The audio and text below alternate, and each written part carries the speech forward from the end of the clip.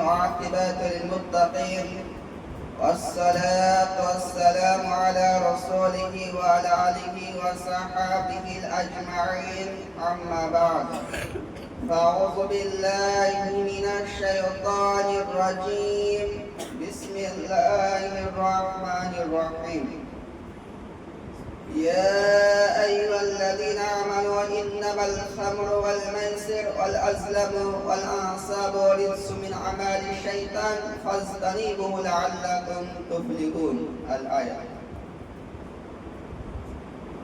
عن عمر رضي الله تعالى عنه قال قال رسول الله صلى الله عليه وسلم كل مسلم خمر وكل خمر حرام ومن شرب الخمر في الدنيا مات لم يتب منها وهو مدمنها لم يشربها في الآخرة. صحيح المسلم إسناده صحيح. عن جابر رضي الله تعالى عنه قال قال رسول الله صلى الله عليه وسلم إن على الله هدى لمن شرب المشكرة أن يشرع الله في دينة الخبال. قيل يا رسول الله صلى الله عليه وسلم قيل ما دينة الخبال؟ قال عراق أهل النار أو شراب في أهل النار. الحديث. أما بعد فإن خير الحديث كتاب الله وخير الهدى هدى محمد صلى الله عليه وسلم وشر الأمور محدثاتها وكل محدثات بدعة وكل بدعة ضلالة كل ضلالة في النار. শ্রদ্ধেয় সম্মান উপস্থিতি, আজকের এই পবিত্র জুম্মা মসজিদের মুসল্লি ভাতৃবৃন্দ, সমস্ত গুণগান কীর্তন সে মহান পাক রব্বুল আলামিনের জন্য, যেই মহান পাক রব্বুল আলামিনের জাতের আমরা প্রশংসা করে শেষ করতে পারবো না অথবা মুসলিম জাতি। তাই আমাদেরকে তার শিখানি বাক্যের সংক্ষিপ্ত ভাষায় তার কৃতজ্ঞতা জ্ঞাপন করতে হয়। সকলে একবার বলুন আলহামদুলিল্লাহ। তারপরে আমাদের ধর্মের গুরু কর্মের নেতা, যার অক্লান্ত পরিশ্রম ফলেছে ইসলামকে আমরা পেয়েছি, তিনার প্রতি লাখ কোটি দরুদ সালাম প্রস্তাব আল্লাহ সাল্লাল্লাহু বারিক আলাইহি। আজকে আপনাদের সম্মুখে যে বিষয়টি নিয়ে আলোকপাত করতে চলেছি সেটি হচ্ছে নিস্তা দ্রব্য।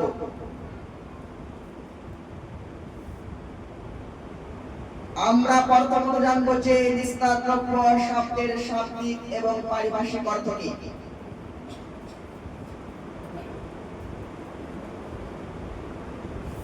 নিস্তা দ্রব্যের শাব্দিক অর্থ হচ্ছে যে জিনিস মানুষ পান করলে তার জ্ঞান হারিয়ে যায় তার নাম হচ্ছে নিস্তা দ্রব্য। যদি আমরা পারিভাষিক অর্থে দেখতে যাই তাহলে নিস্তা দ্রব্যের অর্থ হচ্ছে যেই জিনিস মানুষ বেশি খেলে বিবেকের ক্ষতি হয়, যেই জিনিস মানুষ বেশি খেলে মানুষ পাগল হয়ে পড়ে, তার অল্প জিনিস হচ্ছে নিস্তা দ্রব্যের মতো অন্তর্ভুক্ত। অতএব আমাদের ভারতবর্ষে যে বর্তমানে সরকার নিস্তা দ্রব্যের পেছনে এত টাকা ট্যাক্স বসিয়ে রেখেছে, যেই অন্য কোন জিনিসের প্রতি এত টাকা সরকার আমাদের কাছ থেকে ট্যাক্স নেয় না। বড় দুঃখের সহিত বলতে হয় যে আর আমরা নিস্তা দ্রব্যের পিছনে পড়ে রয়েছি, কিন্তু মহান আল্লাহ সুবহানাহু ওয়া তাআলা এই নিস্তা দ্রব্য সম্পর্কে কঠিন হুঁশিয়ারি দিয়ে আল্লাহ তাআলা বলেছেন সূরা মাইদা সূরা নম্বর 5 আয়াত নম্বর 90 এর মধ্যে আল্লাহ সুবহানাহু ওয়া তাআলা বলেছেন ইয়া আইয়ুহাল্লাযীনা আমানু ইন্নামাল খামরু ওয়াল মাইসিরু ওয়াল আনসাবু ওয়াল আজলামু রিজসুম মিন আমালি শাইতান ফাজতানিবু লাআল্লাকুম তুফলিহুন। মহান আল্লাহ সুবহানাহু ওয়া তাআলা এখানে ওই খ্রিস্টানদেরকে উদ্দেশ্য করে কথা বলেননি। মহান আল্লাহ সুবহানাহু ওয়া তাআলা এখানে কোন হিন্দু ব্যক্তিকে উদ্দেশ্য করে কথা বলেননি। মহান আল্লাহ সুবহানাহু ওয়া তাআলা এই কথা যেই ব্যক্তিকে উদ্দেশ্য করে বলেছেন তারাই হচ্ছে ঈমানদার ব্যক্তি। আর আমরা নিজেরা নিজেদেরকে ঈমানদার বলে দাবি করি, তারপরেও কিন্তু আমরা এই নিস্তার দ্রব্যের সঙ্গে কিন্তু আমরা সম্পৃক্ত হয়ে পড়েছি।